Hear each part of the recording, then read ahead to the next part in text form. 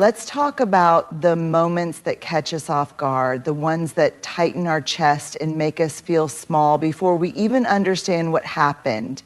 You know the ones. Someone throws shade in a meeting, mocks your ideas, dismisses you, or makes a cruel comment and waits for your silence to be their victory. It's tempting to snap back, to meet disrespect with sharper words, to scorch the earth with something clever and cold. But here's the truth. Dignity doesn't live in retaliation. It lives in boundaries. So the next time someone comes at you with rudeness, try this. Pause, take a breath, look them straight in the eye and say, I don't accept being spoken to like that. That's not okay with me. That's it. Simple, clear, firm. You don't owe them a performance. You don't have to explain why it hurt or debate whether they meant it. You don't have to match their energy. You get to hold your ground. Here's what happens when you say something like that. You stop the cycle of shame. You put the mirror in front of them. You show them that their words don't define your worth, but your response defines your strength.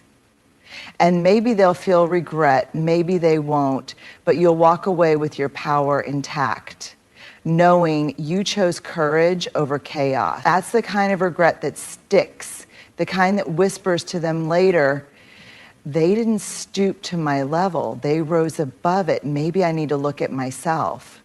And that's how you change the room without shouting. We often think of boundaries as something rigid, harsh, like a wall we put up to keep people out. But that's not what true boundaries are about. Boundaries are not about shutting others out. They're about letting the right people in and showing everyone how to treat us with care, dignity, and respect. A wall says, stay away. A boundary says, this is where I end and you begin. It's the difference between self-protection rooted in fear and self-respect rooted in clarity. When someone is rude to you, disrespectful, demeaning, it can shake you. And in that moment, it might feel easier to shut down or lash out. But what if instead you chose to hold a boundary? What if you said, hey, I'm not okay with that. That tone doesn't work for me. I'm willing to have a conversation, but not like this. Those aren't ultimatums. They're declarations of worth. You're not punishing the other person, you're honoring yourself. You see, boundaries aren't a way to control someone else's behavior. They're a way to control how much access their behavior has to your well-being. They're a signal not just to others, but to yourself, that your time, your energy, your peace of mind, they matter. And here's the thing, people might not like your boundaries, especially if they benefited from you not having any, but that discomfort, it's not your burden to carry. You are not responsible for someone else's reaction to your self-respect. Boundaries are love in action, sometimes for others, always for yourself. So no, they're not walls. They're bridges. Bridges to healthier relationships, to clearer communication, to a life where you don't have to shrink, pretend, or absorb disrespect just to keep the peace. And once you start living like that, with clear, kind, unwavering boundaries, people learn that you are not someone to be taken lightly. You are someone who honors their worth out loud. And that's powerful. It's so easy to fall into the trap of believing that shame can somehow be a motivator, that if we feel bad enough about ourselves, we'll somehow change, grow, or improve. But here's the truth. Shame doesn't teach us anything valuable. It only paralyzes us, stifles our growth, and diminishes our sense of worth. Shame whispers, you are not enough. Shame tells you you've messed up so badly, there's no redemption for you. Shame isolates you, forcing you to hide parts of yourself that are beautiful, unique, and worthy of love. When you've been shamed, the focus is no longer on growth or learning, it's on survival. It's about protecting yourself from the pain of being judged, criticized, or belittled. And when you're in survival mode, you can't learn, you can't expand, and you definitely can't heal. Instead, you build walls around your heart and retreat into a place where you feel safe but not whole. The real danger of shame is that it convinces us that we are inherently broken, flawed, or unworthy of love and respect. It leads us to believe that our worth is conditional based on what we do, how we perform, or how we are seen by others. The result, we become obsessed with perfection, constantly chasing approval, always measuring ourselves against impossible standards. But here's the thing, no one is perfect, not a single person. We all make mistakes, we all fail, and we all have moments where we wish we had done things differently. But failure doesn't define us, our ability to rise from it does. Instead of shame, self-compassion is what truly teaches us.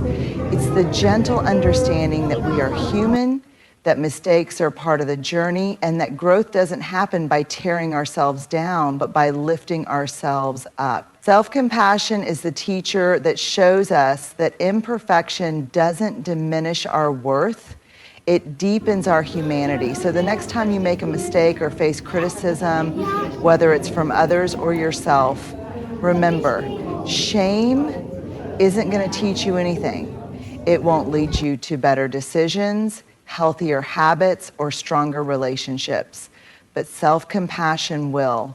It will remind you that you are enough just as you are. It will encourage you to own your mistakes, learn from them, and grow into the person you are meant to be. Shame may try to convince you that you are broken, but self-compassion will show you that you are a work in progress, and that's something to celebrate, not fear.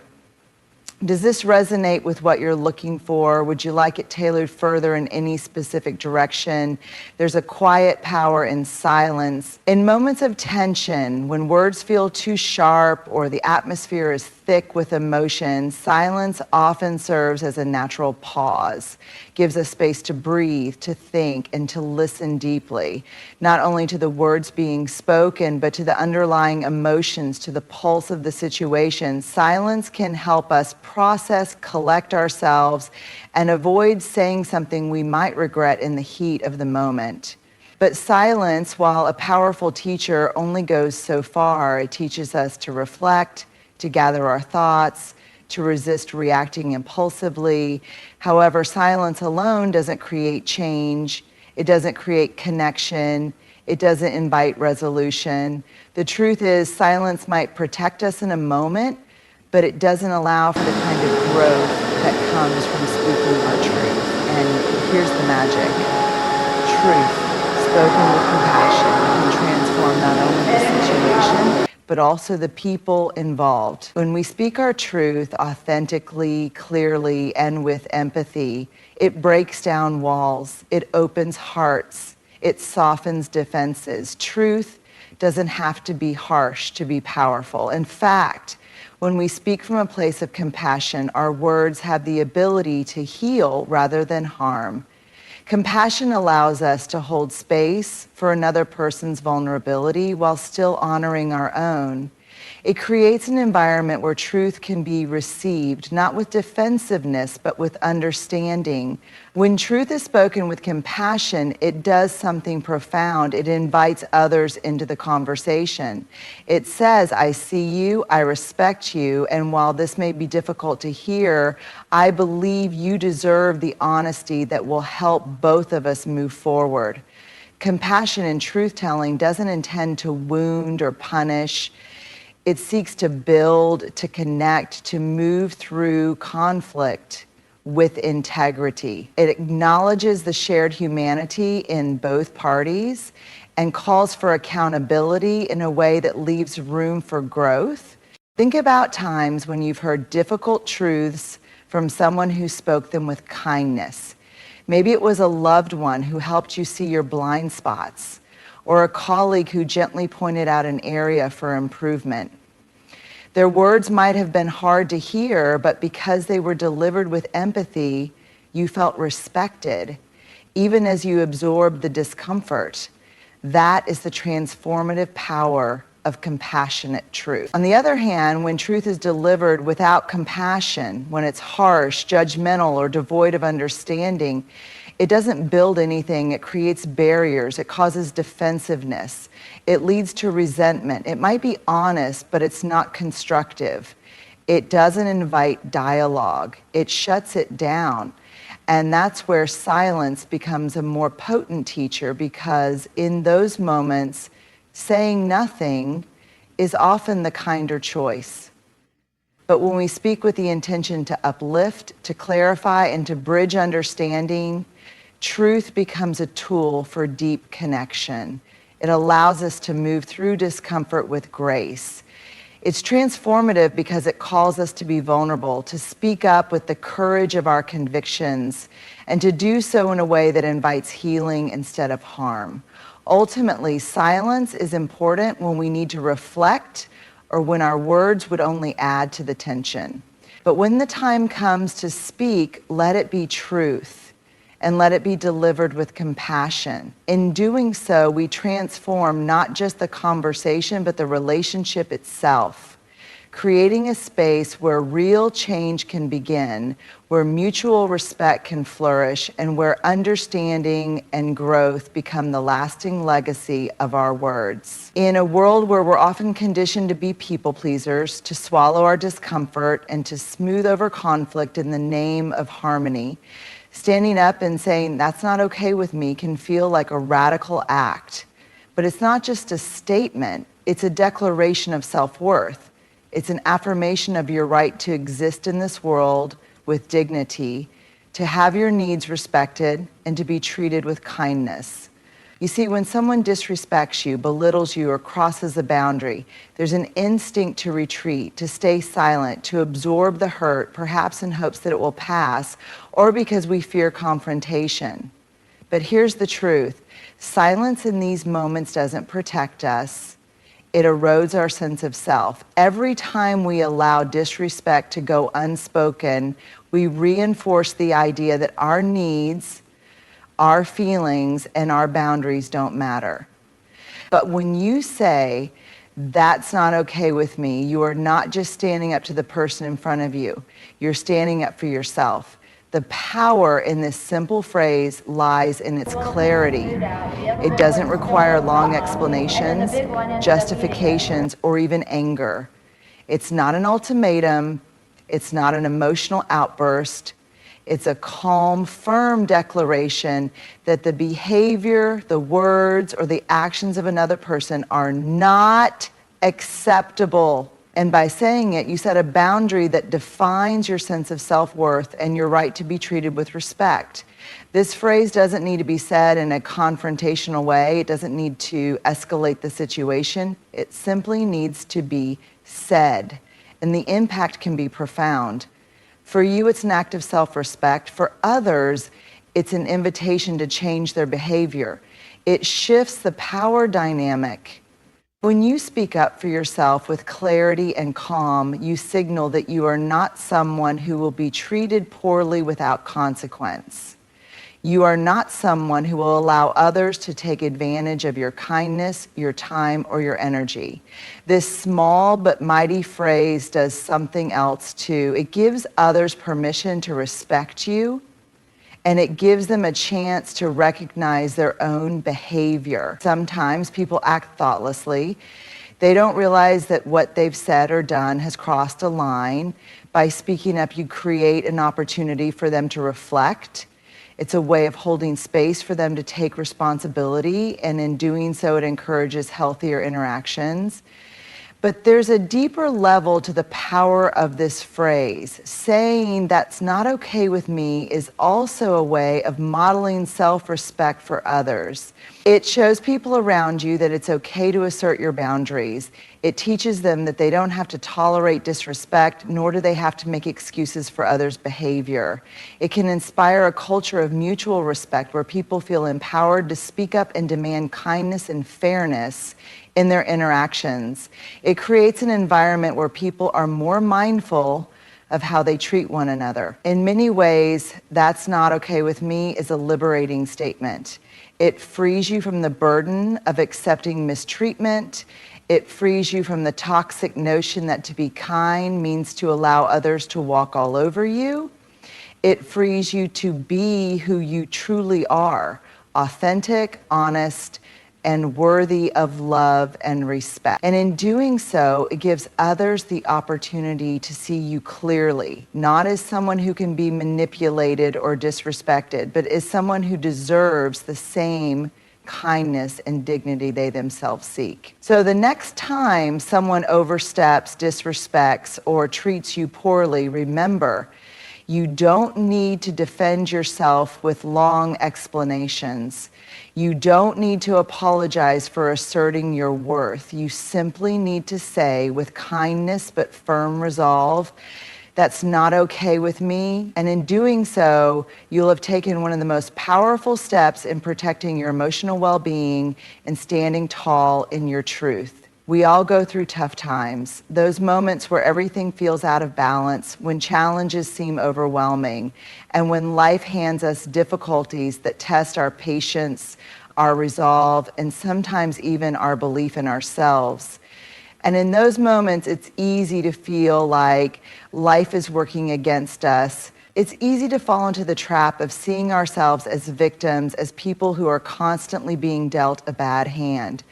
But what if I told you that every single hard moment, every challenge, every struggle holds a deeper truth, one that we often miss in the chaos of the situation? Every hard moment is a mirror. Think about it. When something difficult happens, our initial response is often emotional. We react sometimes defensively, sometimes with anger or frustration or even fear. These emotions are normal. They are part of being human. But what if in those intense moments, we took a step back and saw the situation for what it truly is, an opportunity for self-reflection, a chance to look deeper at ourselves and ask questions like, how am I showing up in this moment? What is this situation trying to teach me? Where is my own responsibility in this? Hard moments hold a mirror up to our beliefs, our habits, and the ways we handle adversity. They show us who we are when we are pushed to the edge. Do we rise with grace or do we crumble under pressure? Do we meet the situation with openness and curiosity, or do we retreat in fear and defensiveness? The way we react in difficult moments reveals so much about us, not just the parts of us that are refined and composed, but also the parts that are still growing, still healing, still learning. When we are faced with hardship, it can highlight our insecurities, our doubts, and the areas of ourselves we may not have fully accepted. For instance, a difficult conversation with a colleague might show us how easily we are triggered by criticism, revealing our need for validation. A personal setback, like a failure at work or a relationship challenge, might highlight our fear of rejection or our tendency to place unrealistic expectations on ourselves. Hard moments aren't just external challenges, they are reflections of the inner work we still have to do. But here's the empowering part. Because these hard moments act as mirrors, they offer us a chance to change. When we are able to look at ourselves in the reflection of a challenging experience, we can choose to respond with awareness and growth rather than reacting from a place of fear, shame, or defensiveness. Each time we face a difficult situation and choose to pause, reflect, and understand ourselves better, we are given an opportunity to evolve. We learn to choose our responses, to break free from old patterns, and to cultivate a deeper sense of self-awareness and emotional intelligence. Think about the people you admire, those who have faced hardships with resilience, wisdom, and grace. They are not immune to life's challenges. In fact, they likely face many of the same difficulties as everyone else. What sets them apart is their ability to use hard moments as mirrors. Instead of getting lost in the storm of their emotions, they stand still long enough to ask themselves, What is this trying to show me? And in that stillness, they find the wisdom to act with intention. The beauty of this mirror is that it's not static, it's not one-dimensional. Every time you look into it, it reveals something new. It shows you your fears, your growth edges, your old patterns of thought and behavior that no longer serve you, and your deepest desires. It helps you see what's truly important to you and what needs to shift in your life to align with your authentic self. It's not just a reflection of the present moment, it's also a reflection of your potential, your capacity for change, and your ability to rise above adversity. And here's the most important thing. You are not defined by your hard moments. You are not a product of your pain or your challenges. Hard moments are just one piece of your story. They are the stepping stones, not the destination. They offer you insight into where you've been, where you are, and where you're going. But ultimately, you are defined by how you respond. You are defined by your ability to take what's in the mirror, learn from it, and choose a path forward that aligns with your highest self. So the next time life hands you a difficult moment, remember, it's not just a test of your strength, it's a mirror showing you the truth of who you are right now and who you are becoming. Take a breath, look into that mirror, and ask yourself, what can I learn from this? What is this moment trying to teach me? How can I use this to grow into the person I want to be? The hard moments don't last forever, but the lessons they offer can shape